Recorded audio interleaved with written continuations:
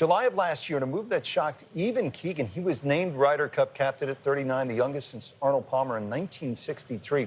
The assumption was that he would not play. But then he won a playoff event in Denver late last season, setting up a will he or won't he scenario that persisted right through the summer. And then it really intensified when he won the Travelers in Connecticut right here in dramatic fashion over Tommy Fleetwood. Keegan went from, I'm not likely to pick myself, to things have changed. His case was compelling. Not only was he playing great golf, but he plays with the kind of passion and fire you need at a Ryder Cup. So the drama built. Would he or wouldn't he pick himself? And it was a tension-filled captain's picks, press conference, something else. I grew up wanting to play Ryder Cups. I grew up wanting to fight alongside these guys. And it just broke my heart not to play. Really did. Because, you know, you work forever to make these teams. But ultimately, I was chosen to do a job. I was chosen to be the captain of this team. And my ultimate goal to start this whole thing was to be the best captain that I could be. And this is how I felt like I could do this. If we got to this point and I felt like, you know, the team was better with me on it, I was going to do that. I was going to do whatever I thought was best for this team. And I know 100% for certain that this is the right choice. So Keegan won't be playing. He won't be directing and acting like Keegan Bradley. Still, he could be the maestro here. Maybe A Star is Born by Sunday night. And it is a story with some Hollywood appeal. With more on Captain Keegan, let's bring in Todd once again. T-Lou. Well, Rich, the first gathering for possible team members that Keegan Bradley held took place in May at the Truist Championship. Roughly a couple of dozen players showed up for that dinner. Well, ultimately, it was whittled down to just 12 players, and they are all here at Bethpage Black wearing the red, white, and blue of the United States. And one word that is a power word for Keegan Bradley to his team: relentless. According to the Oxford Dictionary, it means oppressively constant. And it also wants to define the United States team, according to Keegan. We want to be relentless competitors on the golf course. You know, no matter what the score is in the match, we're trying to win that hole. So if we're, 5 down, 5 to go, we're trying to get it to 4. If we're 5 up, we want to get it to 6. And that's how these guys play every week. But we're trying to take on the identity of this golf course and the people of New York, and I think that's a great word for it. On Monday morning at 7 a.m., Keegan gathered the entire team on the first tee. It reminded them to be relentless this week. And to emphasize that, Keegan had Chris Mescali speak to the team. Now, he is a firefighter for New York City. His father, unfortunately, passed away during the 9/11 attacks, and it was an emotional moment for everyone involved. In regards to 9/11, right after that terrible day, Keegan, at the age of 15, and his sister Madison conducted a fundraiser on the 11th hole at Woodstock Country Club in Vermont, where they live, to raise money for the Fire Department of New York. It was called Beat the Kid, otherwise known as Beat Keegan. The family was so moved by the events of 9/11, they wanted to help. They raised $640, and Keegan and his sister drove to New York City and handed that check to Agent 54, Ladder 4, Battalion 9. And that character that he showed as a teenager runs through his veins today. And his team mates, and I'm saying mates because they consider him one of their own, recognize that character, and they want to fight for Keegan Bradley. I think every great team has a great leader, and everyone has their own sort of style. And, I think Keegan, he knows how fiery and passionate he can be, and he surrounded himself with some calmer individuals at times. But I think as a whole, the captains and the vice captain group are so competitive. Most of them are still playing. So I think when you're removed from the game a little bit, you can sort of talk about what you have done versus kind of what you're doing. And Keegan, just like all the rookies, Keegan's another one of those guys that's been whooping up on me all year. So it's weird. It's weird that he's kind of not playing in a sense, just because he's been playing so well. But I think anyone that's sort of fresh with the sticks at an event like this, he kind of knows what us players need when we need it. Whether it's a little bit of a break more practice, less practice, food, fuel, recovery, all that kind of stuff. It's like second nature to him because that's what he's been doing every week when he's competing. Keegan's so passionate and authentically passionate about this event and about being captain and doing the best possible job he can. And so it's a real pleasure to be on a team with him leading, because it's easy to buy in because you know that there's buy-in from the top. And so Keegan's just been fantastic so far. And I know I speak for the rest of our team saying that he's doing everything he possibly can to put us in a position to succeed. And we're grateful to him and how much time and effort he's put in to doing the best job as captain.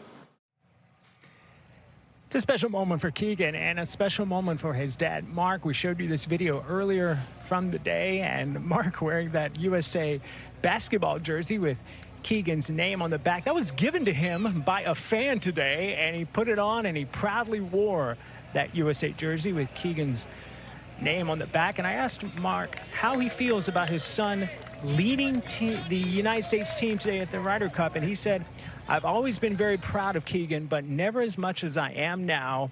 I watched him all day interact with his players. It's fun watching him lead with genuine love for his team." And yes, make no mistake, Keegan Bradley has a general sense of service for his team and for his country, and it will be on full display here this week. Rich? Yeah, I said it was a Hollywood story. This is real life. And by the way, he was on his dad Mark's shoulders at Brookline in 1999. Keegan was just 13 years old, and he saw Justin Leonard make that memorable putt. Todd, thank you. We're joined now by Jaime Diaz. And Jaime, you think Keegan Bradley is right for this job?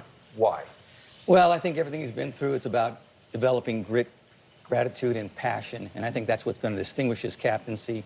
And that's really, in this moment, the right kind of captain, because the Americans want to dispel ideas that, you know, suspicions that they're the greed, selfishness, lack of commitment, whether that's fair or not, they're still hanging around. And Keegan is the great antidote to that. I just think that, you know, he's that rare breed. He could end up being an American golf Ryder Cup hero, which we haven't seen too many of. You had a chance. I mentioned his coach at St. John's, Frank Darby. You talked to Coach Darby today. What did he tell you? Well, he went back to when they went to Lou Carnesecca's office, because Lou Carnesecca was the kind of the closer for these scholarships and the recruiting. And Keegan's a big basketball fan, of course, and Louis charmed him, and he goes, "I'm going to St. John's." And one of Lou Carnesecca's thing was, you got to love your players. And to allude to what Todd just said, you know, Keegan's going to love these players, and it looks like they're loving him too. Brandon, 5 years ago, Keegan wasn't on anyone's radar. I mean, first of all, he's the 13th ranked player in the world right now. You know, if he's not captain, you know, he's on the team almost unquestionably. Borderline unprecedented when you look at where he's at and you think, how did he get here? Because if you look at the last 10 Ryder Cup captains that the U.S. has had, none of them played less than 3 Ryder Cups. And as a group, they averaged almost 5 Ryder Cups apiece. So you think, how did a guy with such little experience in Ryder Cups ascend to the Ryder Cup captaincy? Of course, we know it was meant to be Phil Mickelson's. He went to live. It was likely then going to be Tiger Woods. And, you know, Tiger Woods is probably busy with the board, doing whatever he needs to be doing, guiding the PGA Tour. Likely we'll see him in Ireland. There are some other players that could have been in the mix. But, you know, when you think about what it takes to be a great captain, and you look at Paul and Zinger and Crenshaw, and I would even throw in Dave Marr, you know, back in 1981. And Dave Marr, I think there's a link there, because Dave Marr had only played in 1 Ryder Cup when he was named the captain. You know, you got to have a skeleton to hang the meat on. And that skeleton is passion. And so when you think about how he got here, it's an evolution. Of course, you talked about him winning the PGA Championship, just like Dave Marr did in 1965. But there were other incidents along the way that I think just proved how tough he is, to your point, Jaime. Let's go back to 2015. You remember the WGC Cadillac? This is a match play. This is the last hole when Miguel Angel Jimenez had said some sort of off-colored things to Keegan Bradley's caddy, Stephen Hell, who went by the nickname Pepsi.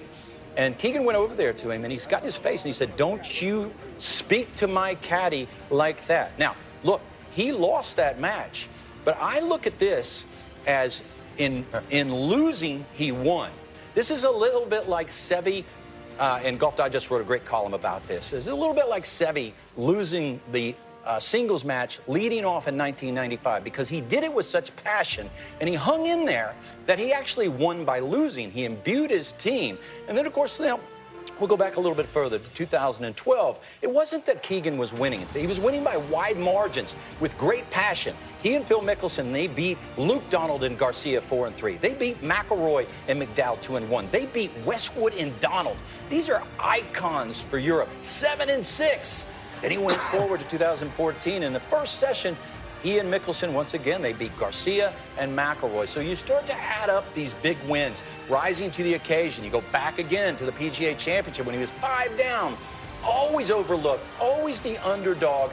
And I think he has been able to play that underdog role beautifully, much in the same vein that Europe succeeds with that underdog. So it is always being overlooked, maybe having a little chip on his shoulder, maybe playing with something to prove, but also, more than anything, it is the passion that has put him where he's at. Paulie, what do you think? Yeah, I mean, again, I mean, what a 10 minutes powerful piece that was. You know, brilliant put together there by Todd and you, Jaime. You know, I think the thing about Keegan is he's real. I think people can identify with him. He's genuine. I think people can see that right through it. If you look about where he came from, the humbleness of where he came from, how he wasn't a superstar as a kid, even collecting money for 9/11 here on the doorstep of New York, connecting with the people through that piece that we just saw there. You move on then to, you know, winning the championship, the PGA Championship, and then that piece on Netflix. You know, that piece on Netflix was the best thing of many years that we had now on Netflix of that Full Swing or Swing, is that what it's called, Full Swing? That was the best moment in all the 2 years put together, by far. That clip there, the genuineness, the kid in the background, oblivious to what was going on, playing with his ball, and Keegan and his wife there accepting that phone call. I mean, that was real. That brought people into what a professional, the downside of what a professional golf can be. Everybody sees the glamour and the money and all the stuff that goes with it. So I think people are going to connect, they're going to rally behind him. It was a very, very powerful piece. I think he's going to be a guy that's going to lead with the heart. I think the crowds will identify that. And if we ever thought, and anybody ever thought, and you mentioned earlier, we're very good at playing underdogs. If you want to know why we are underdogs, you got the New York crowd, you got a leader like Keegan, you got the quality of team that America has. We are under no illusions whatsoever, the size of our task here. Jaime, give you the final word on this. No, just that, like a Cinderella story, because he's the unlikely captain. It just came about through expediency, and it's turned out to be perhaps the perfect solution. Let's see what happens. But if he were to win, I think he would go down as an inspirational force in the Ryder Cup, much like Paul Azinger was in 2008, and very few others to that extent.